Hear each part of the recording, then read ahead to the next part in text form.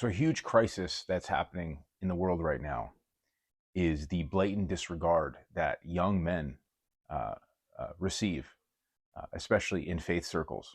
And I'm not going to come in and pretend that I'm the guy to reform online Catholicism. I'm a baby Catholic. I try to stay in my lane by not being an apologist and instead speaking about how the Catholic faith has changed my life and the lives of my family members as well. I try to be only what I am and not what I am not. And so I'm not an apologist. I'm not a debater. I'm not one of these guys that's going to try to come in and tell everybody to do better. But when I speak to the younger crowd, I get this sense that, nobody even looks at them or acknowledges them. And when they do, it's more so a conversation of shaming and blaming from women, and women telling men how to be men. And so these younger guys have effectively been longhoused by many large and medium and small size female creators out there. And on the male side in the online Catholic sphere, this is just an observation. Uh, we're more so obsessed with debating atheists and converting Protestants than actually trying to work on the active conversions happening in the lives of these young men and happening in our own lives as men too, because conversion is a lifelong event. And so what happens as a result of this neglect, because we're also dealing with, and this is not acknowledged enough either, with the fallout of a fatherless generation. I myself was not raised with a father. I was very blessed to have my nono, my grandfather, who was that inspiration as a man for me growing up. But many men don't even have that. I didn't have my father, and I think all men, regardless of how much God has healed them from this, the temporal consequences and the temporal scars still exist because we are human beings, and we are living in a post-fall world. And so when you remove the father, you remove the head, then effectively these men are like boats without a rudder. And so unfortunately, we're losing a lot of these young men to the Andrew Tate, red pill, Islam, um, you name it, because of this, at least this veneer of masculinity. And not just that, because one thing I can say about Tate is that he actually does acknowledge young men. He points to them and says, okay, guys, do better. Now, what he tells men to do will lead you to the pit of hell. So I'm not saying I altogether agree with him, but the popularity of Tate, or even guys like Jordan Peterson, are due in part to the fact that they're actually speaking to these men that are kind of shuffled off into the corner. And so I think in the online Catholic sphere, the online Christian sphere in general, we're not talking enough to these young men and working on their active conversions, especially knowing that many of them don't have fathers, or if they do have fathers, their fathers are present, but they're absent in terms of their presence and their inspiration, and working on the active conversion in their sons' lives. And so what ends up happening is we lose them to these super extremist groups on the internet. They apostatize altogether, or they just become lukewarm and fall out of love for the faith. And then there's a small group of younger guys online that are rallying together and lifting weights together and learning to fight and representing the beauty of Catholicism, because that is part of the beauty of Catholicism, is the aesthetic, is the fact that there's no other faith that acknowledges the total person, much like Catholicism does. So these guys are carving themselves out of iron, talking about the faith, learning about apologetics, all these things that are very important, and they've kind of formed their own group. Many of the especially headstrong young men out there, but that is far less common than the disaffected, disenfranchised, bitter, and lonely men that are off in the corner saying that, okay, on one hand, I'm being blamed and shamed by women that are telling me how to be a man. And on the other side, I have men that I'm trying to look up to in the faith, but they're more so obsessed with the conversion of Protestants or non-Catholics than they are with actually speaking to me. These young men want to be inspired to pursue their faith. They want to be inspired to pursue higher levels of faith and virtue and fortitude, all of these things, and chastity. But instead, they're kind of either spoken over or they're blamed at, and they're yelled at by a lot of these women. And I think we've done a incredibly poor job. We talk about active conversion. We talk about saving the church. Part of saving the church is preserving and nurturing the present generation. And so if it wasn't for a few key men in my lifetime, in my upbringing as a young man, that actually acknowledged me and said, and looked at me and said, hey, what you're dealing with, like, your issues are valid. Like, I see you and I acknowledge you and I want to help you.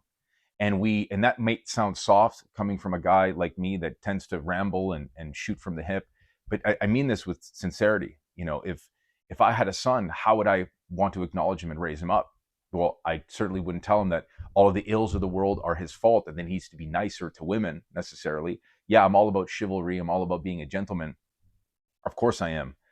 This is why I advocate for patriarchy, because it is the container in which femininity properly flourishes.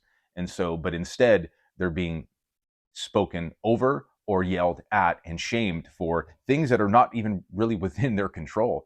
They're young dudes trying to, find their place in the world. They're young guys that want to start families. They're young guys that want to pursue this path of faith, but they've got nothing to cling to. And so many people will say, well, they have Christ to cling to. Of course they do. Of course, we all have Christ, the Holy Spirit, God the Father. We have, them to cling to, but we still need inspirations here on earth. And I'm not saying I'm that guy. I'm not trying to point to any one individual. I think there needs to be a collective effort to look at these men and acknowledge them and kind of grab them by the shoulder and say, hey, listen, like, I see you and I want to help you. And ushering in this inspiring and virtuous next generation of the faith. Otherwise, we run the risk of losing more and more men to the red pill, to, Andrew Tate, to Islam, or just apostasy in general. Or these guys, again, adopt these extremely, extremist beliefs online, and they kind of stay isolated in the online world because nobody else really is acknowledging them. And this inspiration came off the back of an Avoiding Babylon podcast that I was on recently. And I was really touched because it then reminded me of why I even got on social media to begin with. And that was to help the men that were a couple steps behind me, the men that, as a result of the things that I went through, right? I was indoctrinated by the red pill, lost a bunch of weight, I became fairly successful. And then I used those gifts poorly. And instead I pursued a life of, hedonism and degeneracy and fornication and all of those things, being addicted to pornography, experiencing all of the woes that come with that, addiction. And so my whole point of getting on social media was to help those young men and say, hey, listen, like, you think this is the path because nobody's told you otherwise, because you don't have a father or you don't have that strong male figure that actually represents the faith well or properly. I'm not pretending that I'm that guy either. But instead, no, choose this path. Choose the church. Purify yourself with the sacraments. Become a total and complete man that has his sexuality integrated within his personhood, and being a chaste man that either aspires to the priesthood or aspires to the household patriarchy, in creating a family and loving his wife and nurturing his household and raising children, and then raising up that next generation and planting that tree that he may never sit in the shade of, but the tree that is worth planting. Anyways, that was the whole point of me getting on social media. And so this podcast was a reminder of that.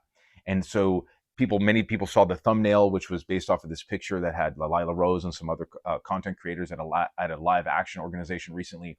And the whole episode, we weren't detractive, we weren't gossiping. It was more so the visceral reaction that these men were having as a result of seeing this photo, which, in their minds, was a representation of sort of the online world, right? It's like, okay, you have apologists that don't really speak to men, and then you have women that, when they do speak to men, it's kind of blaming and shaming.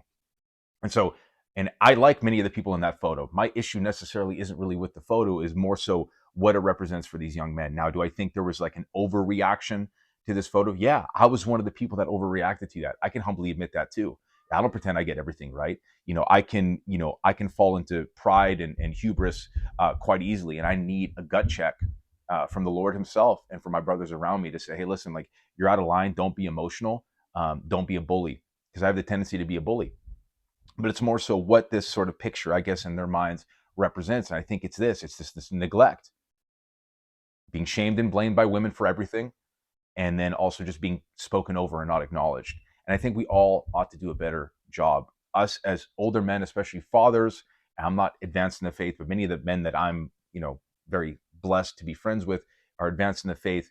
We have these things that these young men want, and we ought to be showing them how they can achieve it, how they can purify themselves with the sacraments, how they can carve themselves out of iron and be, not just faithful and pious men, but also men with fortitude, men that possess a great degree of supernatural and natural virtue. That's what I'm saying. So to all those young men out there that are, representations of me as a younger man, because I had to go through all the woes and eat out of the pig's trough for me to come to this conclusion myself. Like, I see you, I acknowledge you, I love you, and I want to help you. And it really was a reminder that we all need to step up and do better, because they may not be our biological sons, but in some way they represent a kind of a sonship to us. And we have to take up that cross of raising them in a better fashion and inspiring them and speaking to them. Because otherwise, like, what future does the church have if it isn't for these young men that are willing to carry the torch forward? That's it. Glory to Jesus Christ. Like, comment, subscribe, all that stuff, and I'll catch you soon.